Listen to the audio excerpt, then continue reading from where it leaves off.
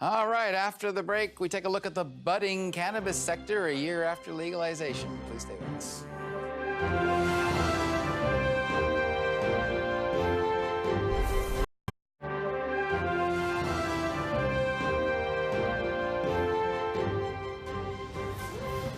But the decision that we took to keep our communities safer and remove profits from the pockets of organized crime was the right one.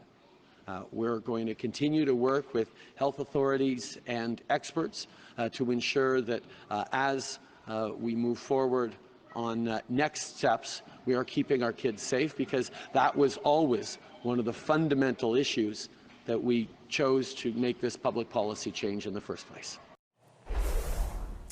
All right, today is the one-year anniversary of Canada going to legal pot. Cannabis retail stores are open, online orders being taken, personal growing of plants permitted. There were some major supply issues at first, and there were warnings police lacked the technology to detect drug-impaired drivers, but the latest stats suggest black market's still around, capturing a lot of business. Although I must say, haven't seen a lot of stories that drug-impaired driving's become a major issue. So we also have news that the edible pot products industry opens up for Health Canada approval starting today, and that's going to see a lot of legal pot goods up for sale by mid-December. Let's bring in two experts in the field with very different areas of expertise. Trina Fraser is one of Canada's leading experts in cannabis law. She joins us from Toronto. Jodie Emery was a trailblazing activist pushing for legalization. She's here in the studio. Nice to have you all here. I'll start with you, Trina. I mean, Justin Trudeau said the idea was to get it out of the black market. I'm curious, taking that into account as well as the rollout in general, has it been a successful first-year launch in your view? I consider it a success. Certainly, we're not done. We need more stores, more products, more supply. There, we're still working on implementation. There are improvements to be made, but the train has left the station and it's heading down the tracks in the right direction. Okay, well, I guess if you're a stock market investor, you might not be totally happy with the bloom off the cannabis road. But, I mean, Trina, before I go to Jodie on this, have you seen, has there been a surge in impaired driving? Has there been a surge in underage apprehensions or anything like that? Certainly not that I've seen reported at this point, so I'm assuming no. I think we would have heard about it pretty prominently if that were the case. All right, Jodie, the rollout, in your view, I mean, retail had a lot of issues off the top, still does. It's not that many stores, but is this what you envisioned when you were pushing for legalization, or something a bit different? Well, for myself and many activists before my time, we said legalize it, and we meant legalize what already exists. There are already growers and access providers, dispensaries, compassion clubs, entrepreneurs of all kinds who want to be liberated from criminalization. So actually, that hasn't happened for a vast majority of people who were illegal before. They're still illegal now.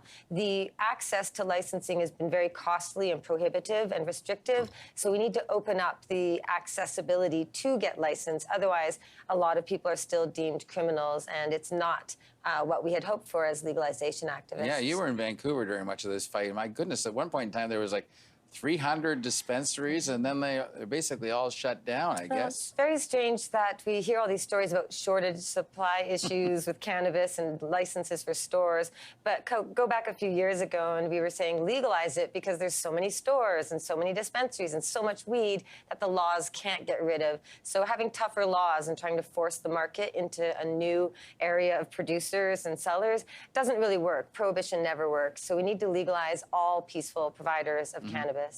Jodie, or Trina, sorry, you deal with clients in the industry, both corporate, I guess, and are they satisfied with the rules and regulations as put forward, or are they looking for loosening? I mean, we're on the eve of another wave of cannabis legalization in the edibles. What's the future going to look like on that?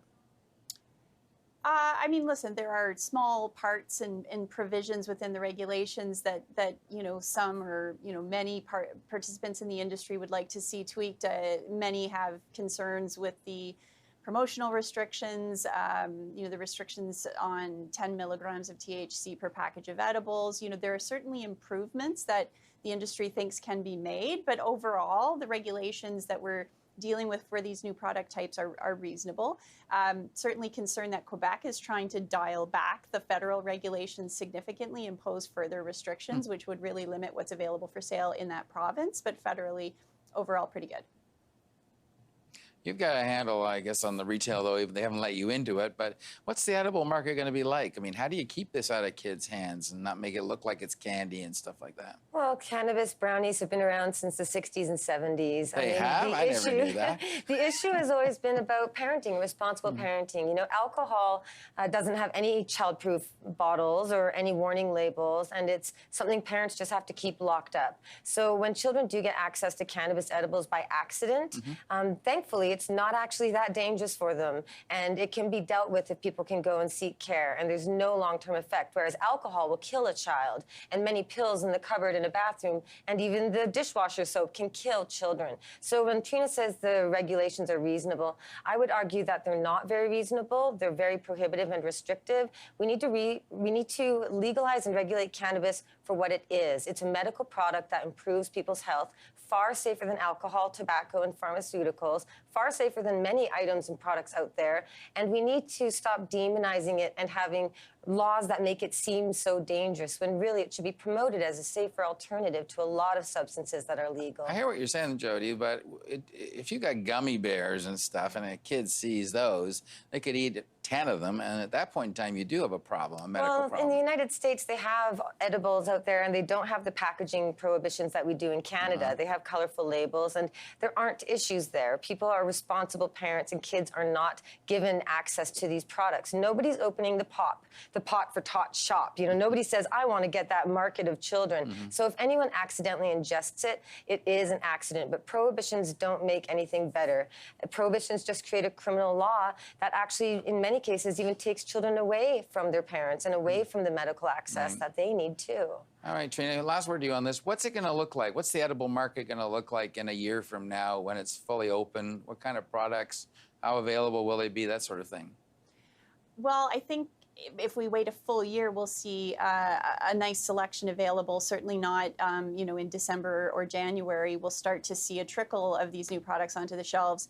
But we're going to see, you know, certainly chocolates and confections, mints, gummies, not in the shape of bears, mind you, but gummies, beverages, and various types of extracts for sure, and topicals as well. But we, you know, I think as time goes on, we're going to see a lot of creativity and ingenuity in the industry, and really the sky is the limit as to the potential products that we could see coming onto the market infused with cannabis. All right, it's been an interesting year. We all thought we'd have people stoned on the streets and stuff. I haven't seen any change at all. So anyway, thank you both for the update. We'll check in another year with you. All right, PowerPlay always welcomes your views on this or any other topic. Please reach us through social media. There's Facebook, there's Twitter, there's Instagram, and email. Coming up, the final battle is in a zone of many party colors. We check out the political rainbow in British Columbia next. Please stay with us.